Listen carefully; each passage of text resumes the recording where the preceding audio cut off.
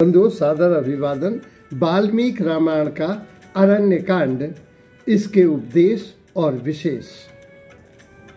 वाल्मीकि रामायण का अरण्य कांड अपने विशेष उपदेशों की वजह से, घटनाओं और संवादों की वजह से वस्तुतः यह विशेष कांड हो गया है।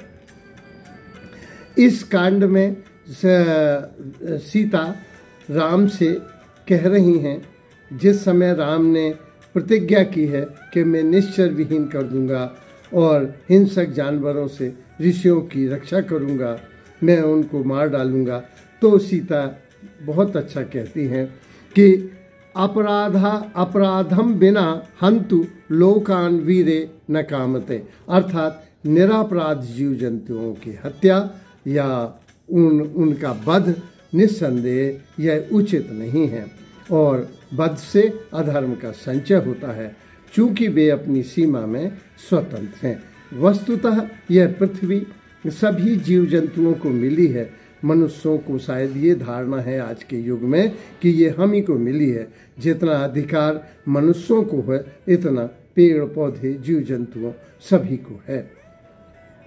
तो सीता जी राम को प्रेम से विवश कहती हैं कि तुम तपस्वी वेश में हो और इस समय जो पाप करोगे उसका संचित निरपराध मारे जाने के कारण निस्संदेह होगा।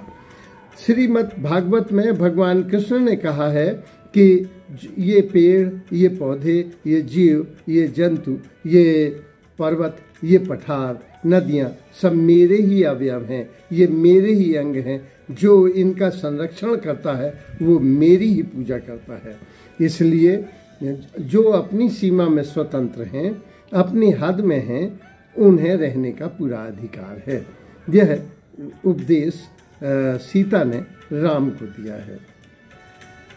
वो आगे कहती हैं कि शस्त्र धारण करने वाले व्यक्ति की जो बुद्धि है वो मलिन हो जाती है, उतनी करुणापूर्ण नहीं रह जाती। जब आप अयोध्या में जाएं तो छात्र धर्म को धारण कर निस्संदेह रक्षा का भार लें, किंतु इस समय आप तपस्वी वेश में हैं।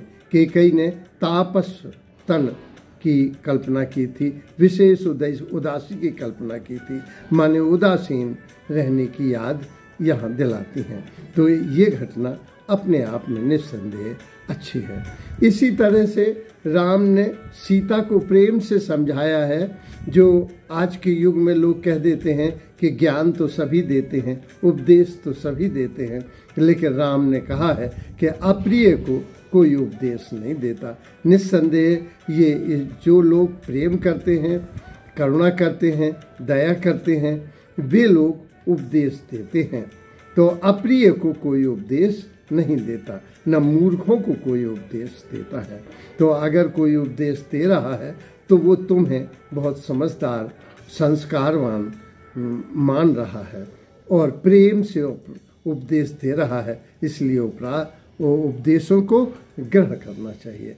अगले सर्ग में वो कहते हैं अगस्त्य मुनि कि जो अतिथियों को छोड़कर, तपस्वियों को छोड़कर, आचार्यों को छोड़कर, अतिथियों को छोड़कर और जो माता पिता को छोड़कर भोजन करता है, वस्तुतः वह मांस का ही भक्षण करता है। तो वस्तुतः ये एक अच्छा उपदेश है कि जो होस्ट है उसको गेस्ट के पहले भोजन कभी नहीं करना चाहिए। जो अगले सर्ग में बताया है कि जटायु को जो पक्षी रूप में बताया है, वाल्मीकि के जो जटायु हैं वे वानप्रस्थ हैं, वस्तुतः वे सन्यासी हैं और वे दशरथ के मित्र हैं और सीता के रक्षक हैं। पंचवटी के बाहर उन्होंने रक्षा का भार संभाला था, किंतु वे बूढ़े हैं। इसके बावजूद वे असत्य का, पाप का समर्थन न करके वे विद्रोह करते हैं और अपनी जान गंवा देते हैं। यह घटना निस्संदेह बड़ी महत्वपूर्ण है, जो अरण्य कांड में आज भी अनुकरणीय है।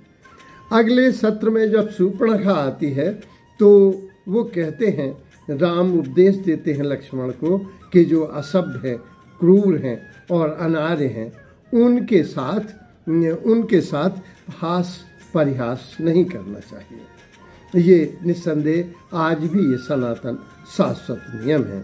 फिर राम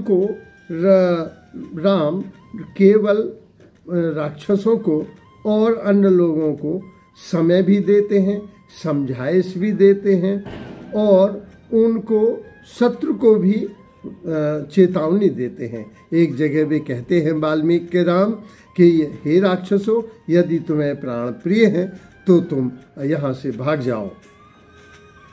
यानी समय देना, सावधान करना, ये और समझाइश देना। अंत और राम समझाते हैं, विशेष रूप से समझाते हैं कि जो पापकर्मी हैं, जो दुख देने वाले हैं, जो निर्दयी हैं और जो अशांति को फैलाने वाले हैं, भले भी कितने भी शक्तिशाली ना क्यों ना हो, जल्दी ही उनका पतन हो जाता है और वे शीघ्र से शीघ्र अपने पतन को, अपने पाप के परिणामों को प्राप्त करते हैं। तो काम, क्रोध, लोभ, मोह ये पापों से ग्रसित होने के कारण ये मारे जाते हैं और इनका परिणाम भी शीघ्र मिलता है।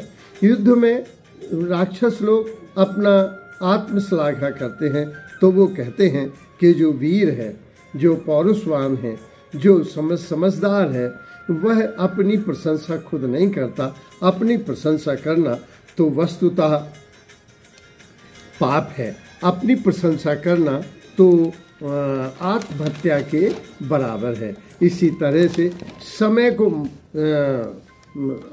वाल्मीकि भी स्वीकार करते हैं और समय को तुलसीदास भी स्वीकार करते हैं।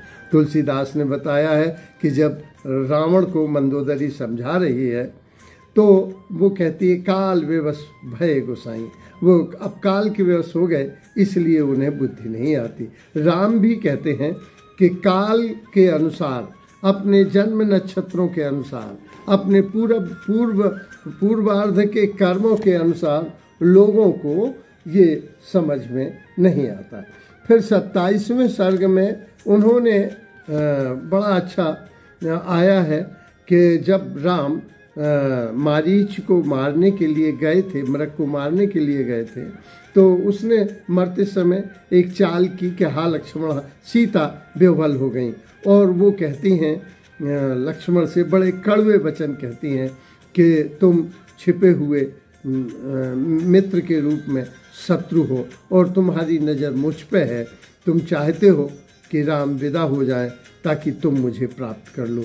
इतने कड़वे वचन कहती हैं कि लक्ष्मण तिलमिला जाते हैं। लेकिन ये एक अनुकरणीय है कि लक्ष्मण कहते हैं कि आप हमारी पूज्या हैं, हम आपको इसलिए कोई उत्तर नहीं दे सकते, क्योंकि क्रोध से क्रोध समाप्त नहीं होता, वैर से वैर की समाप्ति नहीं होती, क्रोध की करुणा से ही समाप्त होती है। तो सीता बहुत क्रोधित हुई हैं, बहुत कड़वे वचन कहे हैं, लेकिन लक्ष्मण क्रोधी स्वभाव होने के बावजूद भी उस समय वे बहुत शांति का परिचय देते हैं। वो कहते हैं आप हमारी पूज्या हैं, इसलिए हम आपसे उत्तर नहीं देंगे और दुराग्रह के कारण मैं जा रहा हूँ। सत्य को स्पष्ट करते हुए भी वो उनका अनुसरण करते हैं। फिर राम समझाते हैं कैकई को, राम समझाते हैं कैकई नहीं सबरी को कि तुमने, राम ने पूछा है कि क्या तपश्चर्या में विघ्न डालने वाले काम क्रोध जनित पापों से तुमने विजय को प्राप्त कर लिया है। वस्तुतः उपदेशों के माध्यम से वाल्मीकि ऋषि हम लोगों को ये उपदेश दे रहे हैं कि क्या हम लोगों ने तपश्चर्या में विघ्न डालने वाले काम क्रोध लोभ मोह को जीत लिया है। फिर वो कहते हैं कि क्या आपकी तपश्चर्या में वृद्धि हो रही है। ये हम लोगों को मूल्यांकन करना चाहिए कि क्या हम कल की तुलना में आज कुछ और सुधरे हुए हैं, हमारी आगे की ओर गति हो रही है, क्या इसमें हमारी तपश्चर्या में वृद्धि हो रही है, आहार विहार हमारा नियमित है। ये राम ने सबरी से पूछ के, वस्तुतः राम ने सबरी से पूछा हो न पूछा हो, लेकिन हम लोगों के लिए ऋषि एक कथा में पिरोकर ये उपदेश दे रहे हैं, समझाइश दे रहे हैं कि क्या आहार विहार आपका नियमित है, ये क्या यम नियम जो सत्य है, शौच है, संतोष है, ये स्वाध्याय है, इसको आपने जीत लिया है? क्या आपने स्वाध्याय प्राणानिधान आदि को प्राप्त कर लिया है? क्या आपको उससे सुख शांति क्या में वृद्धि हो रही है? क्या तप किया जा रहा है? माने हम तप माने हम अपने लक्ष्य की दिशा में तन मन से, बुद्धि से, प्राण से, समस्त इंद्रियों से, देह से जब एक दिशा में नियोजित करते हैं तो इसे तप कहते हैं। तो क्या हम अपने लक्ष्य की दिशा में सुनियोजित हुए हैं? यह पूछा है सबरी से राम ने, लेकिन वस्तुतः ये ऋषि ने हम आपसे। के अंत में राम बतलाते हैं कि कौन से कर्म करने योग्य हैं।